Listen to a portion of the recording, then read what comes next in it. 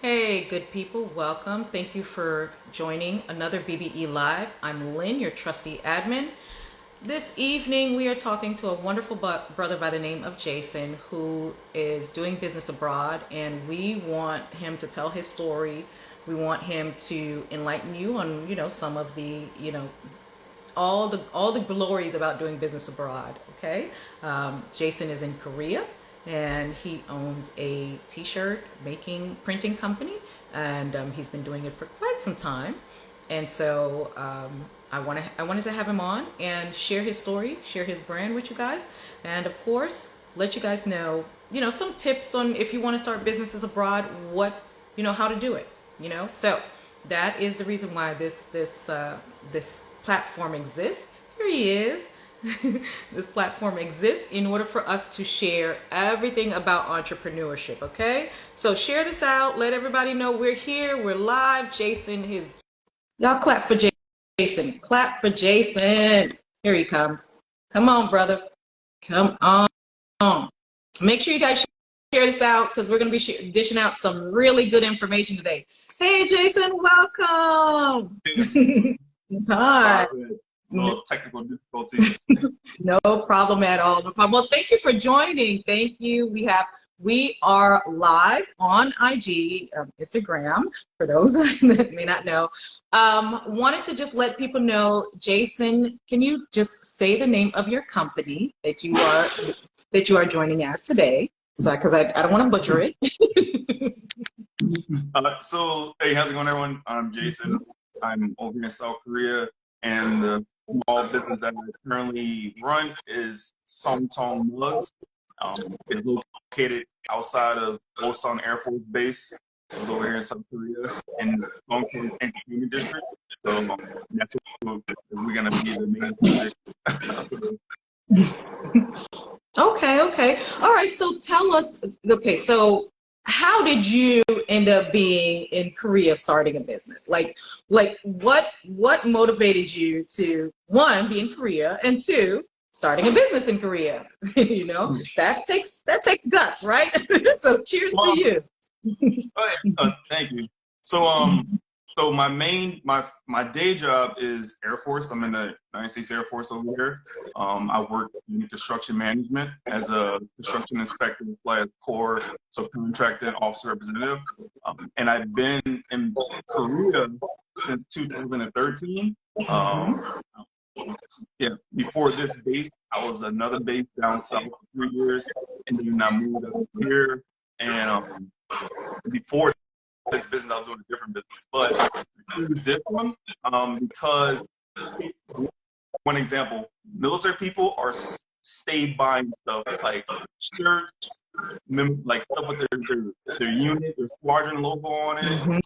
People just want simple things that they can get made real quick. And also, I noticed with some of the Korean vendors who were doing similar things, they was charging crazy high prices, mainly because they knew that military people were going to pay, because for the most part, we're not going to go explore the rest of Korea when we can just go outside the gate, get what we want, and go back on base. But me being more young, I'm always trying to figure out how to cut the middleman out to see where I can make some money in the transaction. So originally I started out because I was kind of phasing out my other business, my sock business, and I was looking to start a different business, start from the ground up. And I started getting into sublimation. I learned about that from YouTube and how easy it was to do it. You can do it in your home, and it has good margins. So I thought, let me do this. So I started doing sublimated stocks first. And the issue with the stocks was that I had to keep buying them from the States, and with shipping and lag time, it's not going to work out. So I shifted to doing mugs, and that was like a hit because before COVID, I was going to different flea markets around Korea, and I'll set up a table for the weekend, like, hey, I can put the mug with your picture on it, anything you want. And I was doing that. I was taking that money, saving it up, investing it back in the business. And then I got a bigger shop, and I started doing t-shirts and mugs. That started picking up, and then I started doing picture frames, like you can see my ID pictures. Then I started doing now I'm doing shot glasses. beer glasses, beer mugs. So pretty much similar to what the other Korean businesses do, but my price is lower, of course, for right now. Right. And yeah, so yeah, hope I answered the question.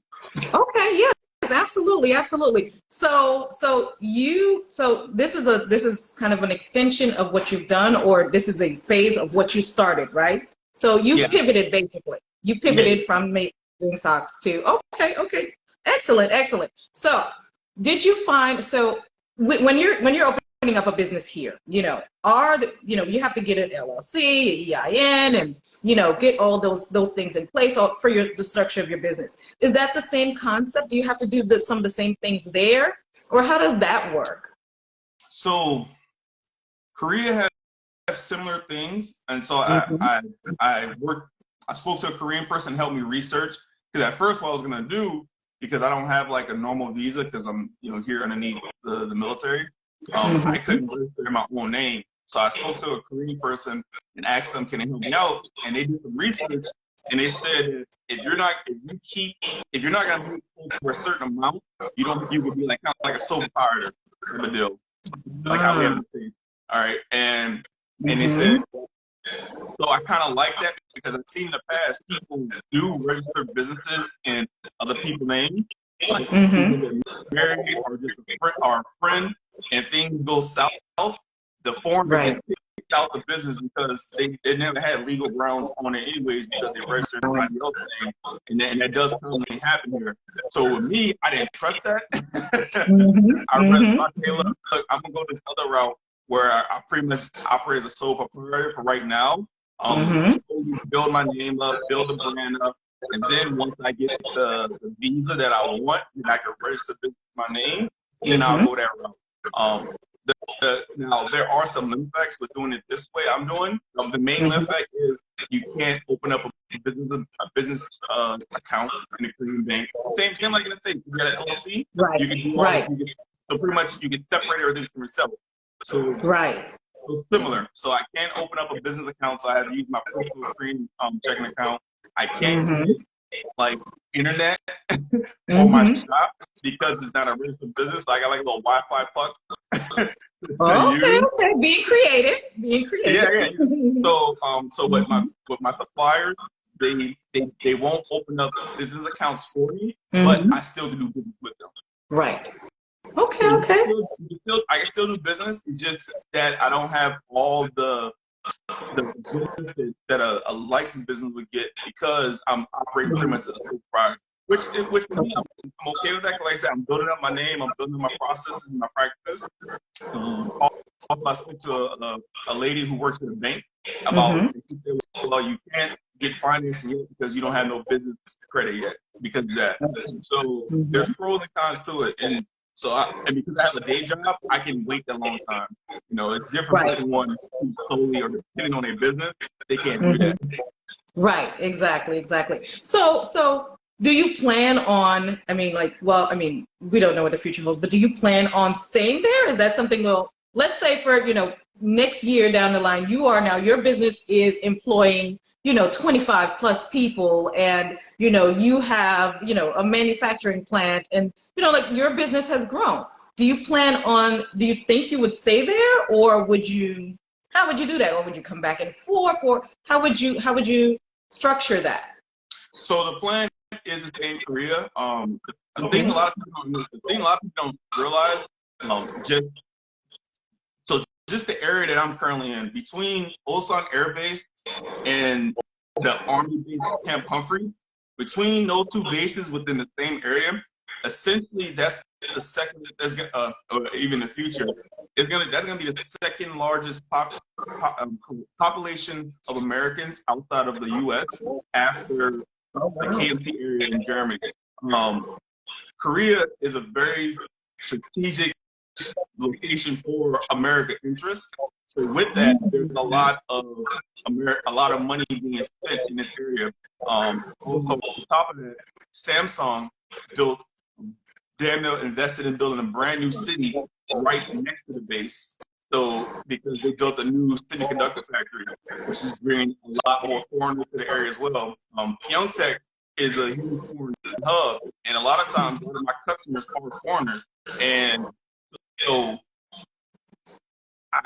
there's money here, right? Right. You know, Exactly. and a lot of the foreigners like doing business with another foreigner, especially for these items, because in the past they will go to a Korean vendor and they will charge them ridiculous amounts, which actually, you know, it is what it is, right? But they come to me and they feel like reasonable prices, and yeah, it's cool. And so, and that's just this part.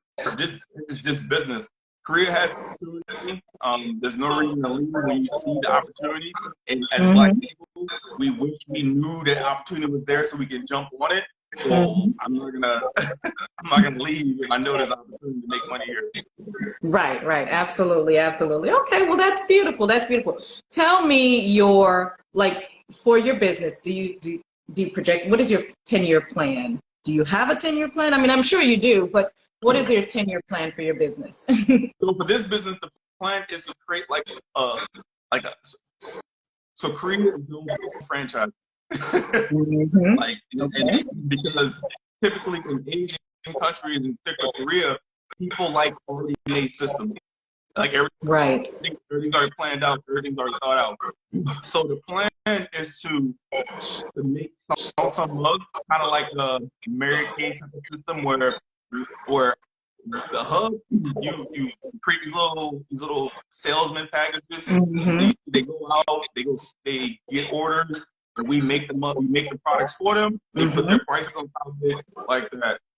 There's a huge foreign population, in particular the Filipino community here, and a lot of them are always looking for affordable business that they can do, but they won't impact their. A lot of them get like government assistance, but it won't impact their government assistance money, right?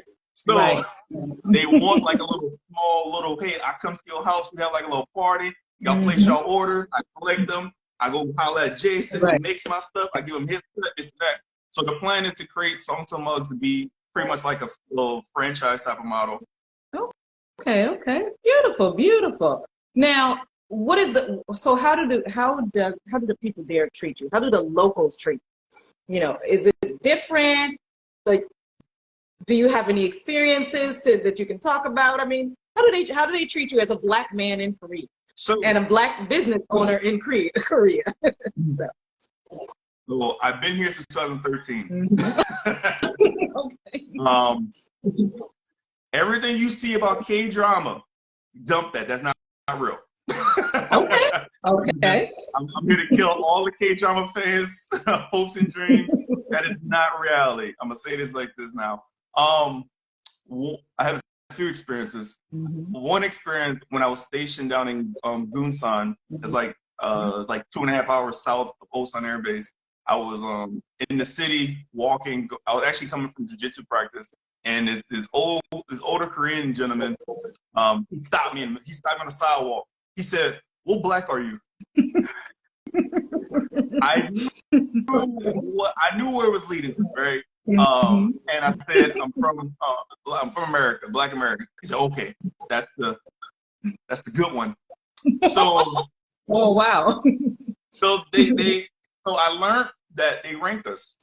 Being Black American is seen as the highest caliber of the African diaspora here. Mainly due because the country we come from, the resources in America's influence in the world. So the come from America and being overseas gives you privilege. I know a lot of Black people don't think that. The moment you leave America and you leave America with that passport, you are seen as privilege. And you know that's a hard thing. That's a hard thing to think about. But I've been overseas since 2008, and I can say yes, like you have an American passport, you have access to resources and privileges that other people are trying to get, right? And so that's why I guess they rank us like that. Honestly, Koreans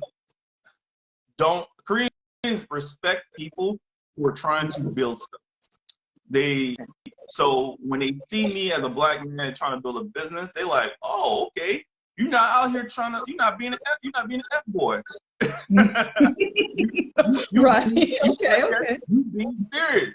Oh, you not being like the stereotypical thing that we thought black men are. Mm-hmm. And that's the thing about black people to realize. When you are, yes, the ugly truth is we have stereotypes that media put out there for us.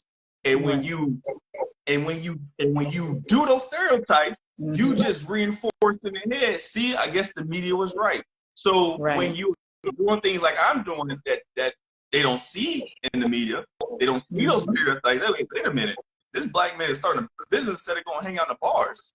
Wait, he actually married. Well, about to be divorced. But he out here with his kids, teaching his kids stuff. I thought black men don't take care of their kids. So by me doing the stuff that's not the stereotype, they actually have more respect. And also I'm helping teaching them that that stuff on TV ain't 100% true. Right. What you're seeing is the minority being amplified. Right. And that's not the majority of us. So as a black person, especially black men, we have to be cognitive of that. Exactly. That, hey, look, if we want to feed into their stereotype, then you're going to feed into it, and then don't get upset when you get the results. But if you go against those stereotypes, you do the thing that they don't see, then, they're gonna look at you different. They're gonna treat you different. Yeah, they gotta test you though. Don't get me wrong. They gotta try you. Right. Exactly. Like we That's gotta try given. it. You That's a given. just gotta let them know. Hey, from the States. I will agree with you on that. The point that you made about the fact that you have, when you take an American passport and you go outside of the country, they do see you differently. I lived outside of the country for a little while as well, and there's just a different way that they look at you, and because understand that a lot of people don't understand. A lot of the people in those countries, they don't have passports that they can leave and go anywhere. I'd say American passports can go pretty much anywhere. In a lot of these countries, they don't have passports that they can go anywhere, or they can't get visas to come here. Right. So we can come to their country, but they can't come here. So there's a one-sided relationship there, and so there is a way that they're looking at us where you're coming from somewhere where I would love to go, I would love to be, and you're here, you're in this country. So yeah, you do have some sort of privilege that I don't. Okay, so I've seen that in my own travels, So I'm reinforcing basically what you said. But so that being said, I wanted to ask you if you with your company right now. Well, let me ask you this: Do you have employees? I believe you do, right? Do you have employees that help? Or you're not the only one sole proprietor. I know you said sole proprietor, but you're not the only one doing all the work, right? No. Okay, good. Growing business. Okay. And just so people can know, those that are joining, just to let them know, what is it that your company do again, and the services that you offer, and the products that you offer. Just repeat your company name and so on and so forth. All right. So my company is Song Tong Mugs, and we make custom mugs, t-shirts, memorabilia, for personal, business, both. Holler at you. We can figure something out. And I'm located in South Korea, outside of Osan Air Force Base, and the Entertainment District. Beautiful. Thank you so much. Do you mind putting your website here, or your IG, either one, so I can pin it so people can see it? Just type it in the comment section. That way people can follow you. Please make sure that you go and follow Jason. Very, very smart, very intelligent brother. There he is. All right, hold on. It went somewhere. There it is right there. Let's pin it. You guys go follow this brother. Make sure you guys go to his website. So are you shipping things to the United States, or are you just serving Korea right now? Officially, no. Officially, no. Okay. Here's my answer. Yes, I do international sales. Okay. We'll talk more about why I said that later. Okay. But I do ship overseas.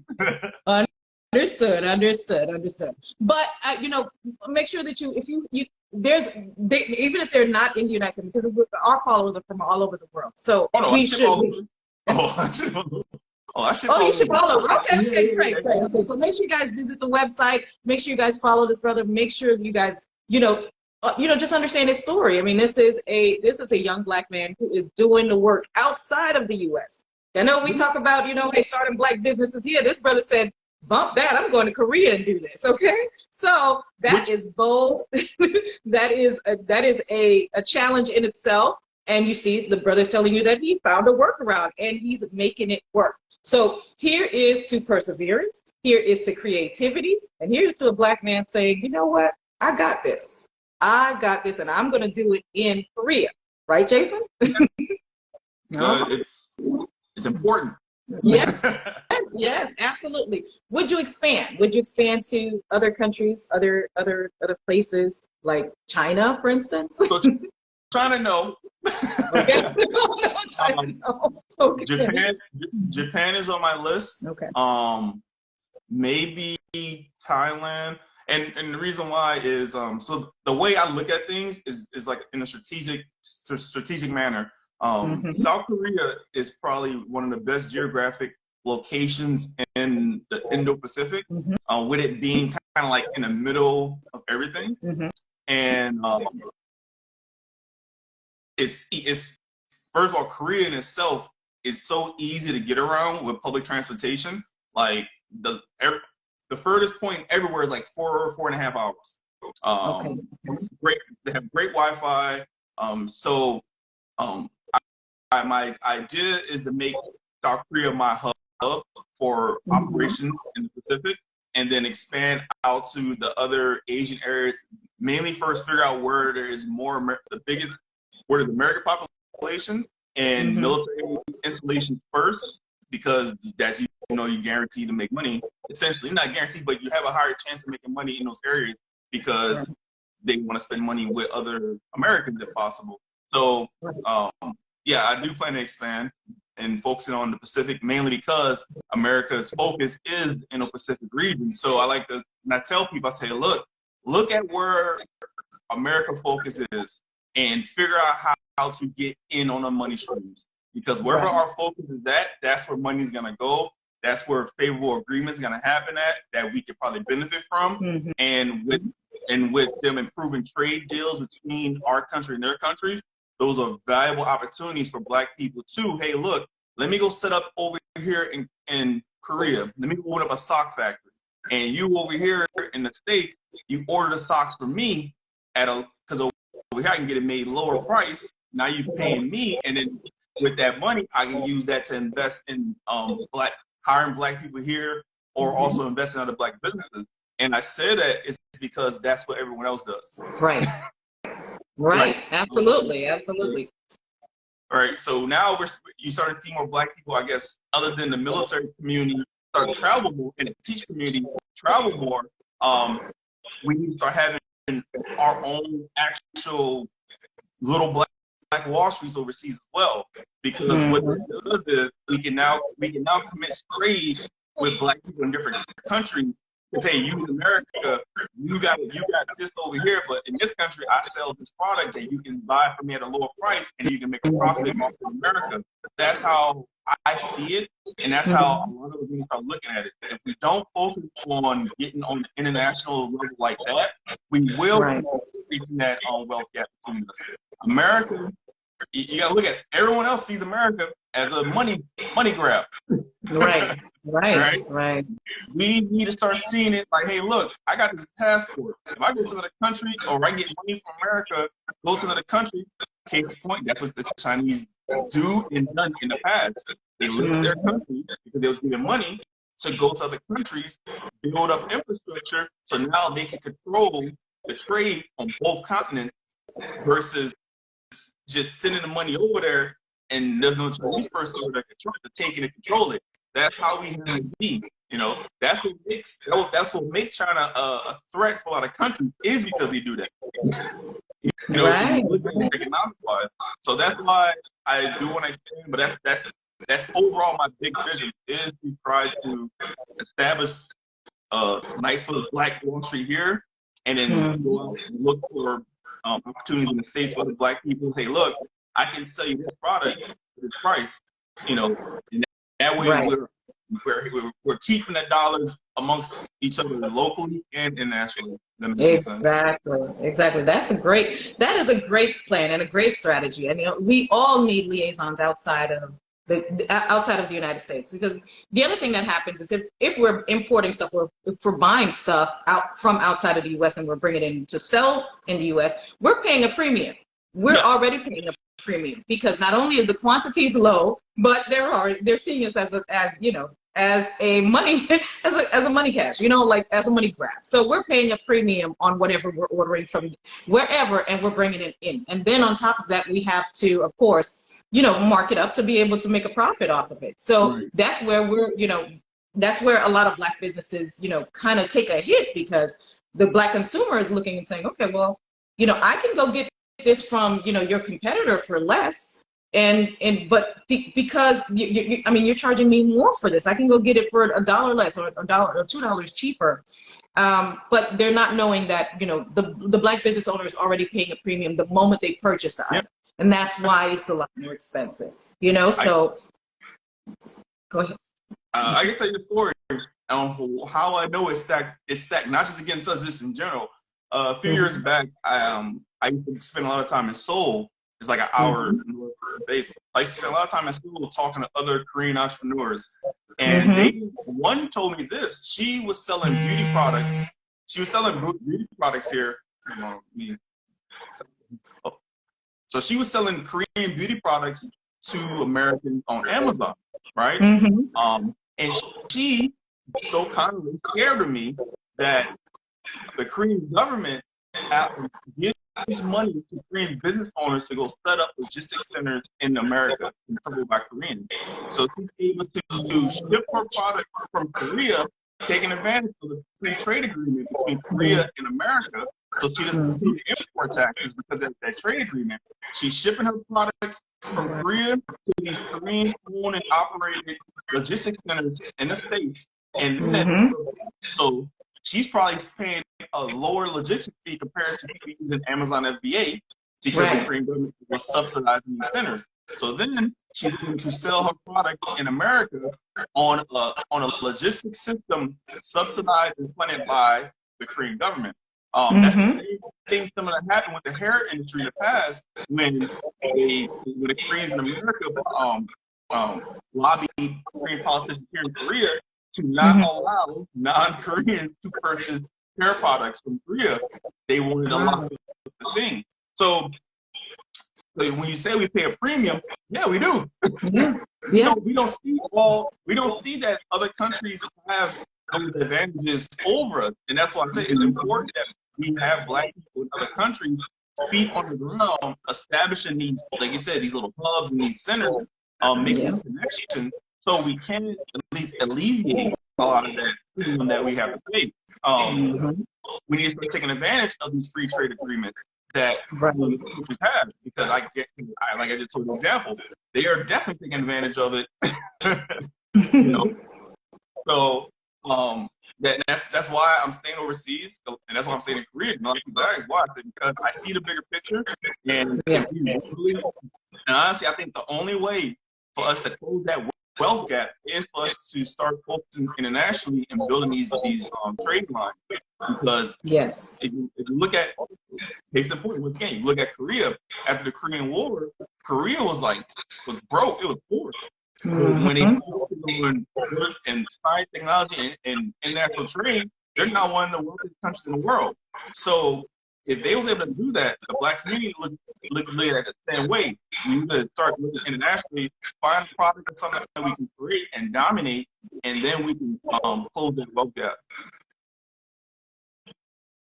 I agree 100%. Is your Bluetooth on by any chance? No. No? Okay. Wait. The sound is just a little muffled. Just a little. All right, I turned it off. Okay. Okay, great. So let's talk about cost of living there. Is it comparable? Is it more affordable? What does that look like? The cost of living in Korea. If you trying to live the lavish life. All right, so it's how can I say it? how do every now and then, like, I'm from New Orleans, Louisiana. So every now and then I like to compare, and just from just a quick comparison, I will say it's about the same cost for me if I was living in New Orleans and here. So that your most expensive thing could be housing based off of your preference. Reason being, like, for example, because I'm in the military, we don't have to do this, but the typical way in Korea is you put down a large deposit and you pay a small rent. Case in point, if you want an apartment, you have to put a deposit of $10,000 down. This is the rent. This ain't buying. Ooh. So if you want a nice apartment, you sometimes have to put down like $10,000 for the deposit, and then that might get you in the monthly rent range of $400 to $600 a month for a 2 or 3 bedroom apartment. So, do you get this $10,000 back? I mean, yeah, is it? So, I mean, is it really a deposit? So, so I guess it's, from what I was told in our research, apparently this is how it's done. So essentially, that deposit you give the landlord can go use that deposit to go invest in something else. So some yeah. So some people, I hear they don't do it as much. So some people, they put down $100,000 deposit, and they don't have to pay them rent. Yeah.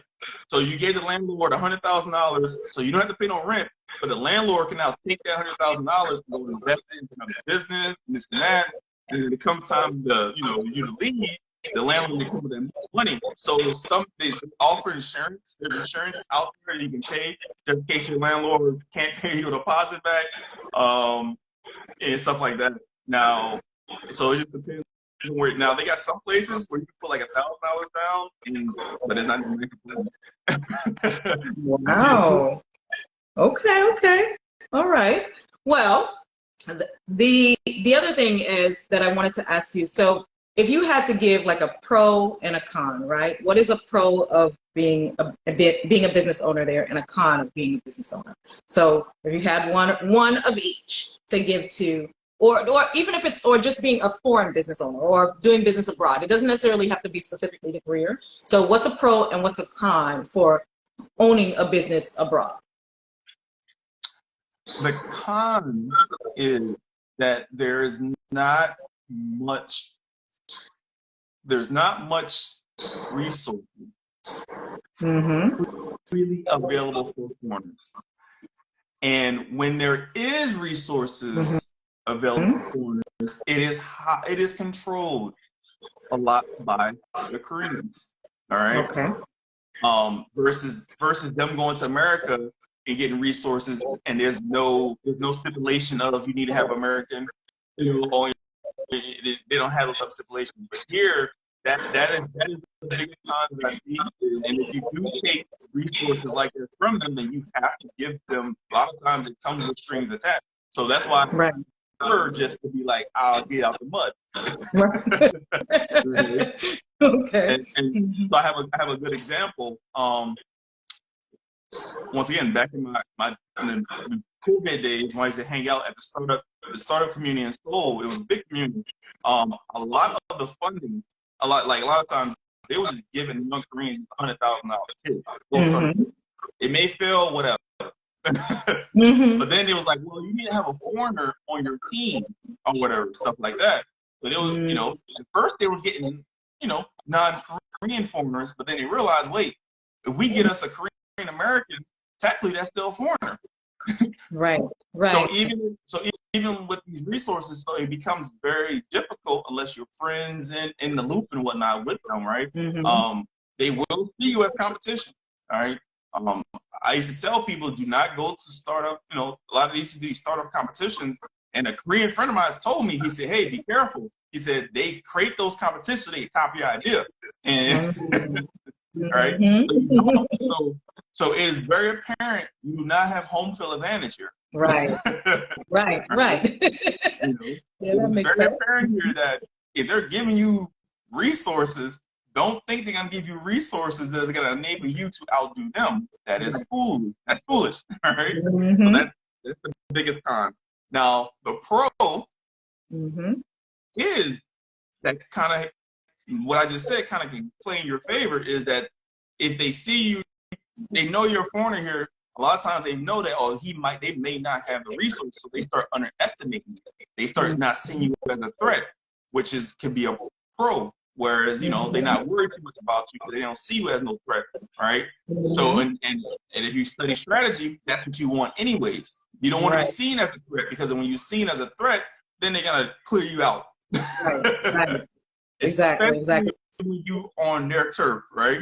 So but the biggest pro I will say is that there's a lot of opportunity here in Korea. Like I said, there's a lot just between the military community, the civilian community here, there's foreigners and whatnot. There's a lot, and with America investing more into their interest in the Indo-Pacific, there's a lot of potential here, just on and off base. So that is the biggest pro, and because of that pro, it's worth getting out the mud. Absolutely. Okay, beautiful. Now, the other question that I have for you is when it comes to your business. So, like, what are your hours? Like, are you when you're not there, who's running it? Or like, if you have somebody running it, of course, you said you have employees, but what are your hours of operation? And the other thing is, can you name one other Black-owned business that in, within 10-mile radius of you? Do you have other Black-owned businesses that you know of as well? There is quite a few.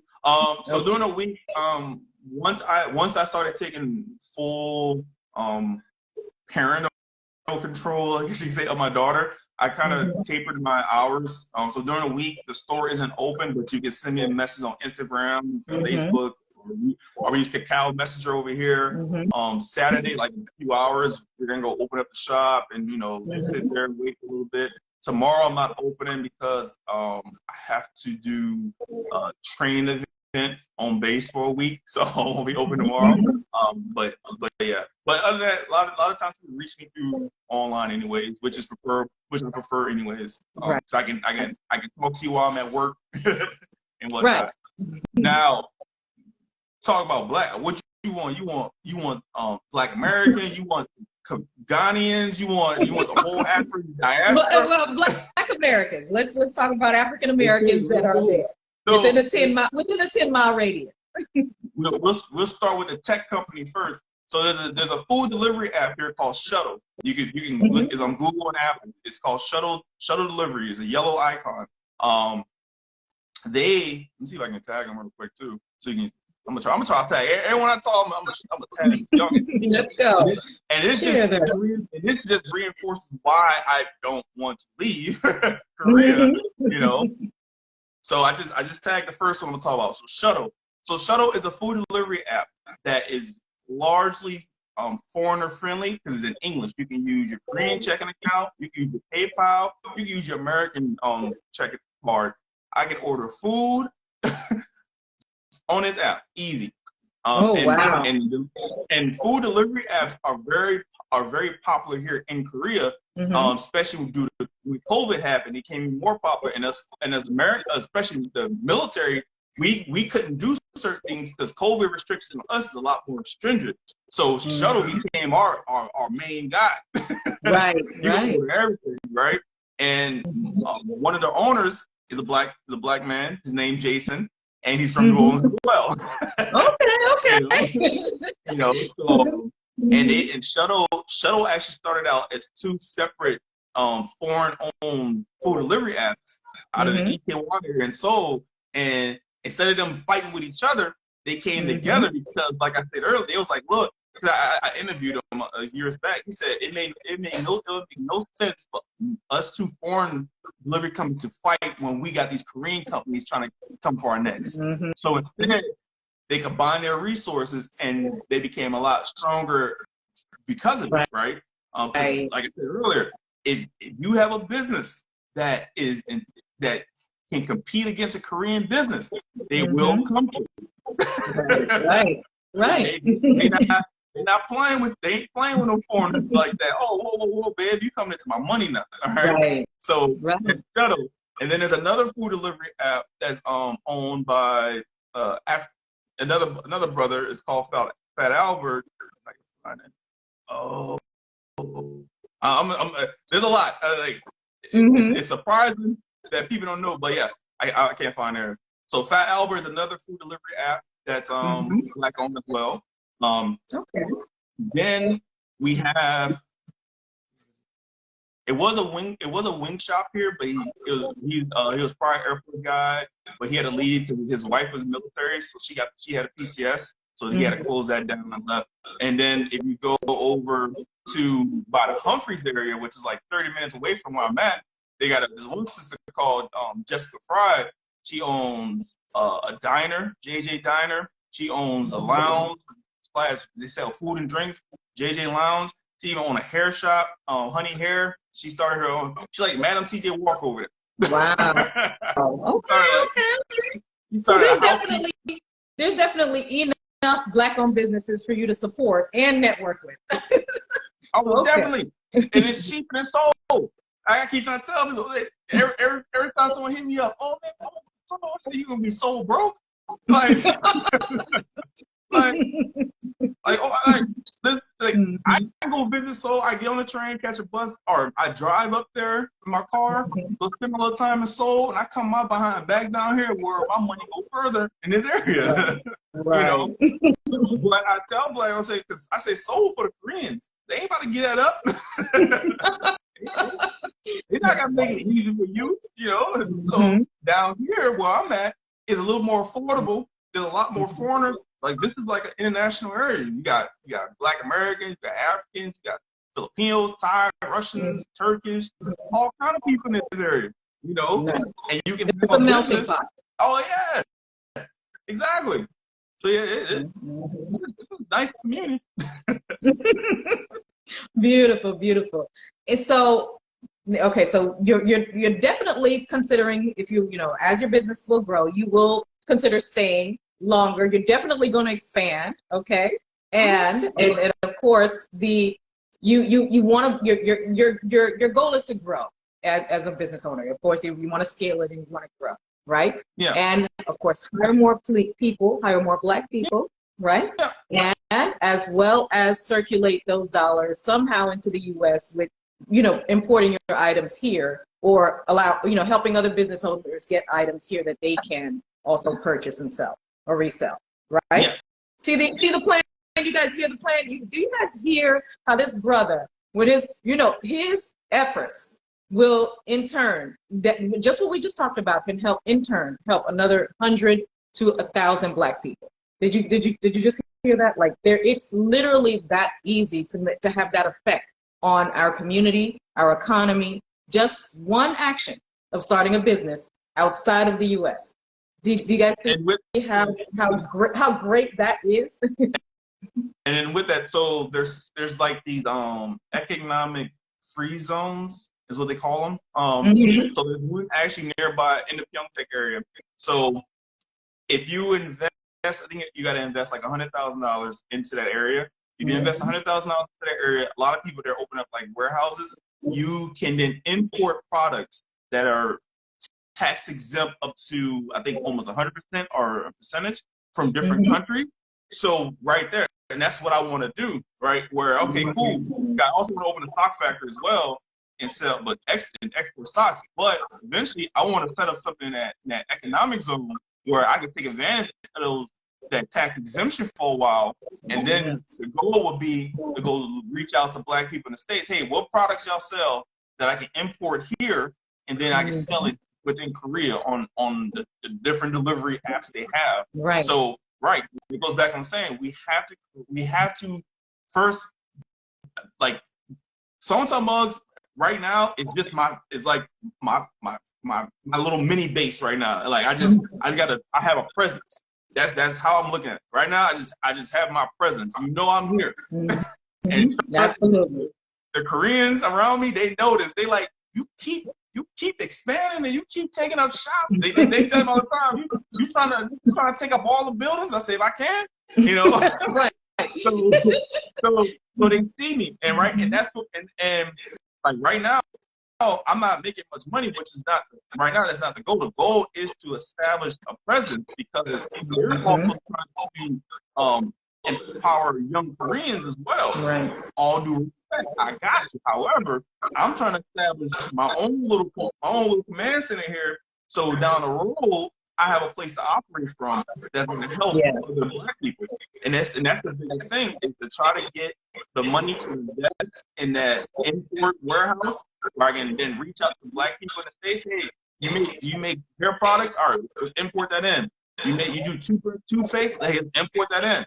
And then I can go over here and start selling over here, which then what creates another market for Black businesses and Black businesses in the States. This is the point. This is what China does.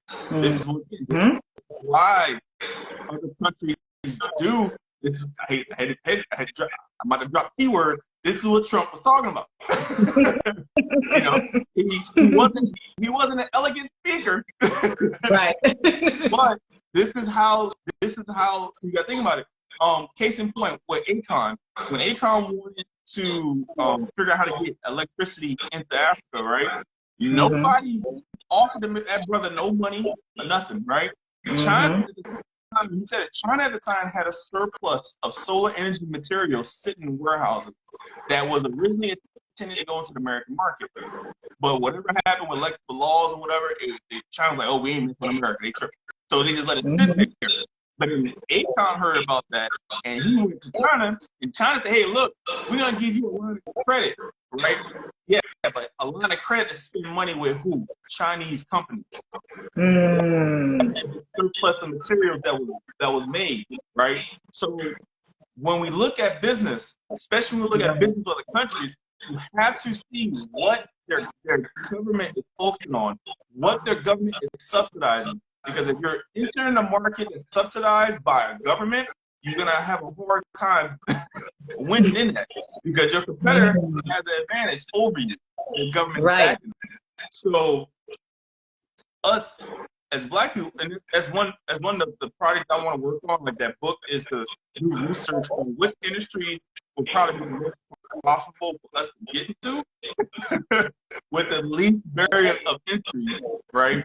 Because these countries are nationalistic as hell. Like, you know, they're very nationalistic. Like a lot of stuff that he was saying, he was not wrong. But a lot of people don't know that they don't leave the country. I've been outside the country since 2008. A lot of the things he was talking, not wrong. These countries are probably subsidizing their companies to come into American markets and to compete with Black people who don't have subsidized advantages. Right. So we have to figure things out. If we really want to close the wealth gap, we have to start looking at things on a macro and micro level. We have to start looking at what emerging markets that we can get into. What can we dominate? You know, similar to what the Jews did when they came out of the whole Holocaust. They figure out what they can dominate and they double down on it. And now you go to them for certain things. We have to look at that. You know, yeah. I think we also have to be nationalists as well. Yes. You know, there has to be a shift in that thinking as well, and just the way that we see each other. Okay, you know, that's one of the things that's one of the reasons why there's always a push around every time the Buy Black movement or Black Power movement insurges. It goes back to saying, okay, guys, choose you first.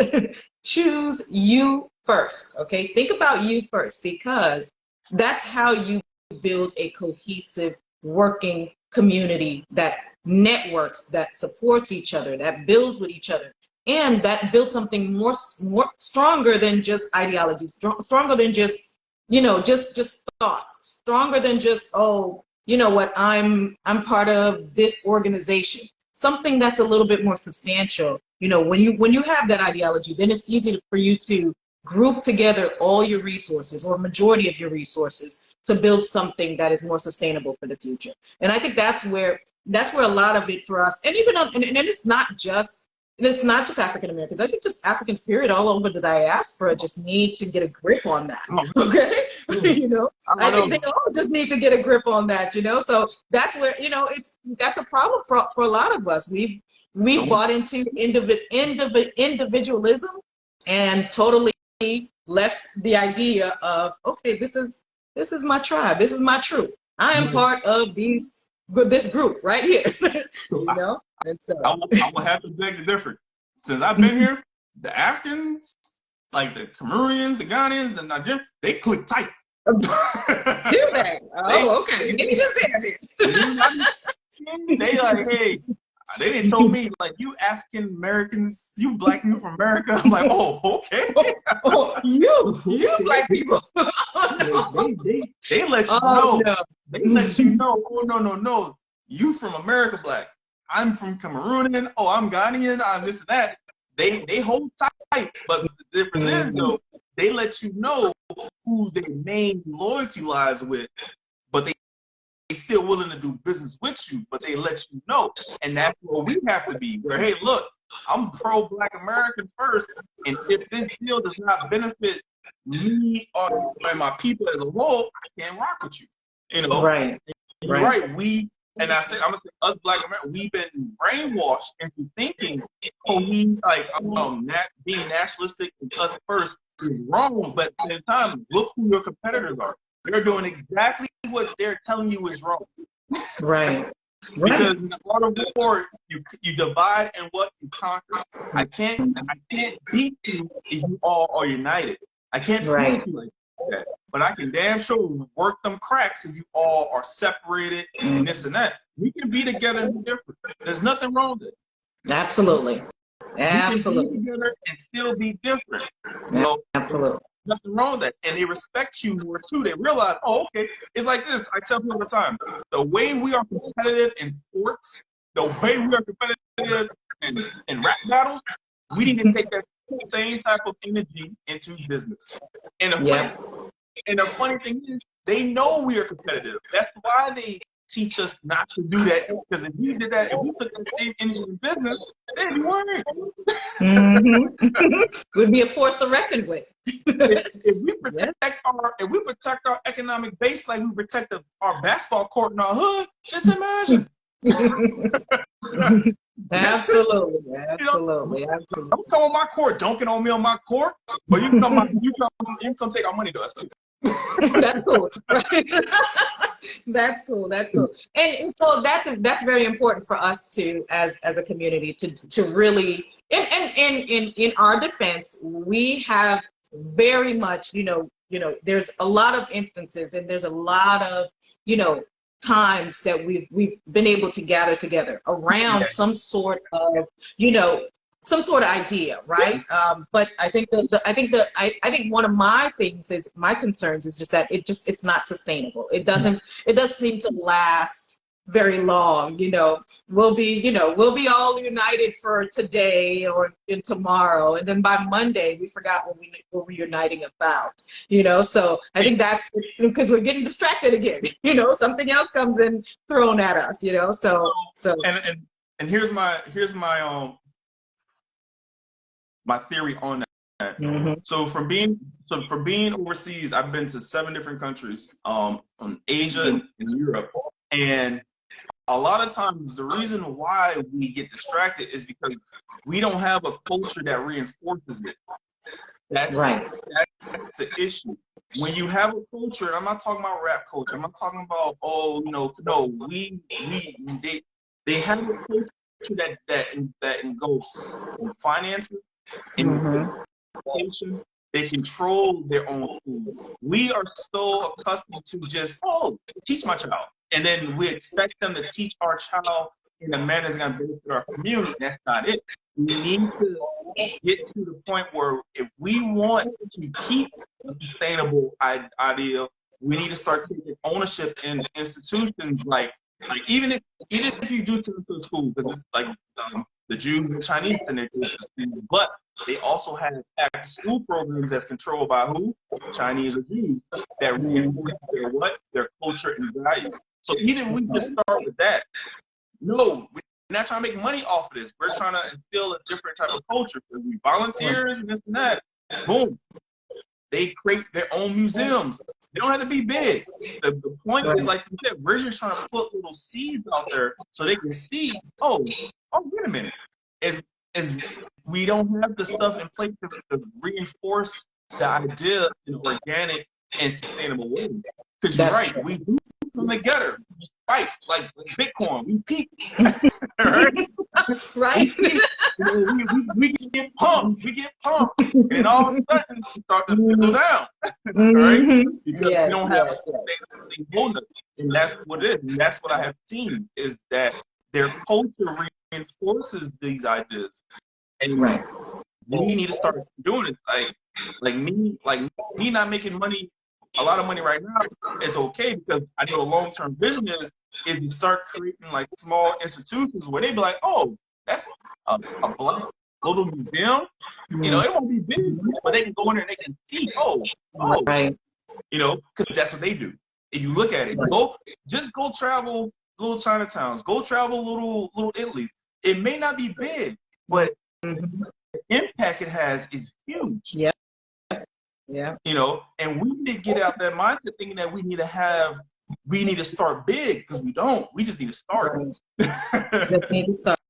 I absolutely agree with you. Absolutely agree with you on that. On that note, it's going to get time for us to wrap up. So tell people again your business and what you do. We want to make sure that they know and they go follow you. And tell them your website, which is Sang Tong Mugs, which I can see it up here. But tell them again what it is you do and where you are, so they can make sure they can follow your story and your journey. That's for sure. Come on, Jason. Reiterate. All right. Come on. All right. My name is Jason, and I'm over here in South Korea, and I own Sang Tong Mugs, where I make custom mugs, T-shirts, pictures, shot glasses, and all kind of stuff. And you can follow me. You can follow my business at songtongmugs.com. But I also have a podcast too. If you want me to shout that out. Oh yeah, absolutely. And I have if you want to follow my personal stuff, I have a podcast. It's called the JCB Homes Podcast, and I'll put that link in here too for you guys. But yeah, that's me. I hope what I said was very helpful.